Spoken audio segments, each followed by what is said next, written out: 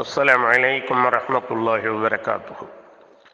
அளவற்ற அருளாளனும் நிகரற்ற அன்புடையனுமாகிய அல்லாஹுவின் திருப்பெயரால் துவங்குகின்றேன். தலைப்பு: நோன்பின் மாண்பு, தொடர் 2. அன்பானவர்களே, கண்ணியத்திற்குரியவர்களே, இந்த நோன்பை நாம் நோற்பதன் மூலமாக மிகப்பெரிய பாக்கியங்களை, நன்மைகளை, அல்லாஹுடைய மன்னிப்பு, அருளை பெறக்கூடிய வாய்ப்பை பெறுகிறோம். நோன்பு என்பது வெறுமனே பசித்திருப்பது, தாகித்திருப்பது அல்ல. சிலர் அப்படித்தான் நோன்பை நினைத்து கொண்டிருக்கின்றார்கள். அது முற்றிலும் தவறானது. உண்ணாமல், பருகாமல், விருந்தருந்தாமல்,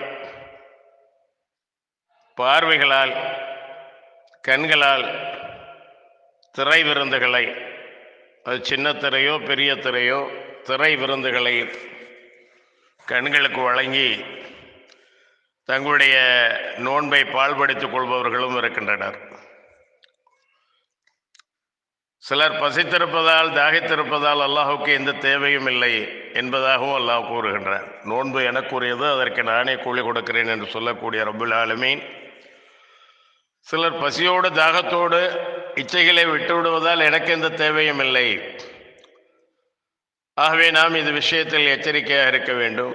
நம்முடைய கண்ணும் நோன்பு வைக்க வேண்டும், பார்வைகளை தாழ்த்து கொள்ள வேண்டும். அதே போல அருவருக்கத்தக்க, ஆபாசமான, பொய்யான, புறமான, அவதூறான, கடினமான வார்த்தைகளை பிரயோகிக்கக்கூடாது. இவைகளால் அறுசுவை உணவை நாவுக்கு கொடுக்காவிட்டாலும் இது போன்ற பேச்சுக்களால் அந்த நாவு பாவத்தை சம்பாதித்துக் கொள்வதோடு நம்முடைய நோன்புக்கு சரியான பலன் கிடைக்காமல் போகிறது. நாவும் நோன்பிருக்க வேண்டும், நல்லவைகளை பேச வேண்டும், குர்ஆனோடு நெருங்கிய தொடர்பு இருக்க வேண்டும், அதை ஓத வேண்டும். நபி ஸல்லல்லாஹு அலைஹி வஸல்லம் அவர்கள் ரமலான் மாதத்தில் காற்றை விட வேகமாக தான தர்மங்களை செய்யக்கூடியவர்களாக, வாரி வழங்கக்கூடியவர்களாக இருந்தார்கள். அந்த நேரங்களிலெல்லாம் ஜிப்ரீல் அலைஹிஸ்ஸலாம் அவர்கள் வந்து அவர்களோடு குர்ஆனை ஓத கேட்டு அதை முழுமைப்படுத்திக் கொள்வார்கள். தங்களுடைய இறுதி ரமலான் மாதத்தில் இருமுறை நபி ஸல்லல்லாஹு அலைஹி வஸல்லம் அவர்கள் குர்ஆனை ஜிப்ரீல் அலைஹிஸ்ஸலாம் அவர்களுக்கு ஓதி காட்டினார்கள் என்பதையும் நாம் பார்க்கின்றோம். ஆக நாவை பேணக்கூடியவர்களாக, பொறுமையை கடைப்பிடிக்கக்கூடியவர்களாக, அதே நேரத்தில் அந்த நாவினால் குர்ஆனை ஓதக்கூடியவர்களாக, திக்ர் செய்யக்கூடியவர்களாக, அல்லாஹ்விடத்தில் இஸ்திக்பார் செய்யக்கூடியவர்களாக நாம் இருந்தால் நாம் நாவையும் நோன்புக்கு உட்படுத்துகிறோம். செவிப்புலனை அல்லாஹ் வழங்கி அதை செவிமடுத்த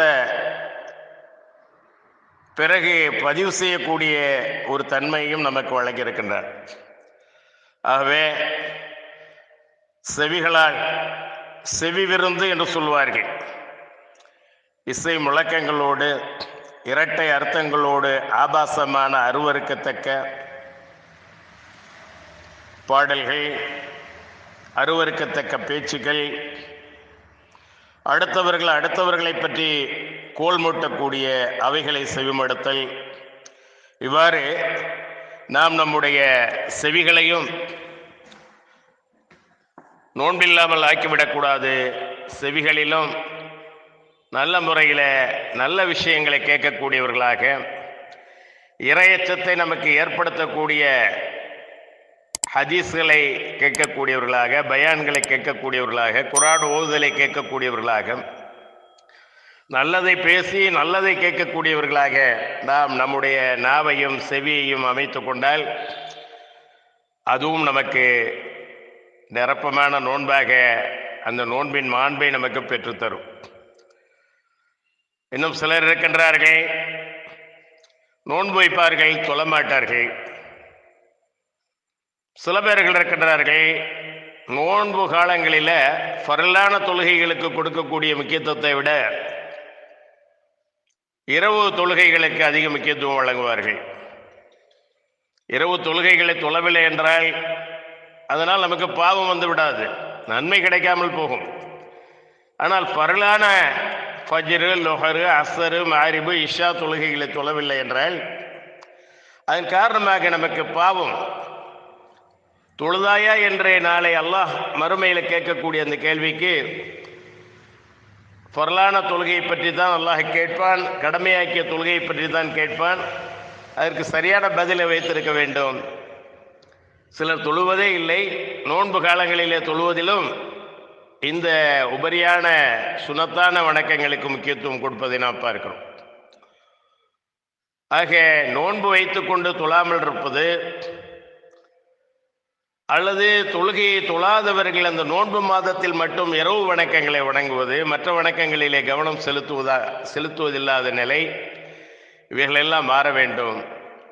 இந்த நோன்பு என்பது நம்மை புடம்போட்ட தங்கமாக, இறையச்சமிக்கவர்களாக, அல்லாஹுடைய அருளுக்கும் மன்னிப்புக்கும் சொர்க்கத்துக்கும் உரியவர்களாக ஆக்கி நாம் எம்மை மறுமை வெற்றிகளை அடைய வேண்டும்.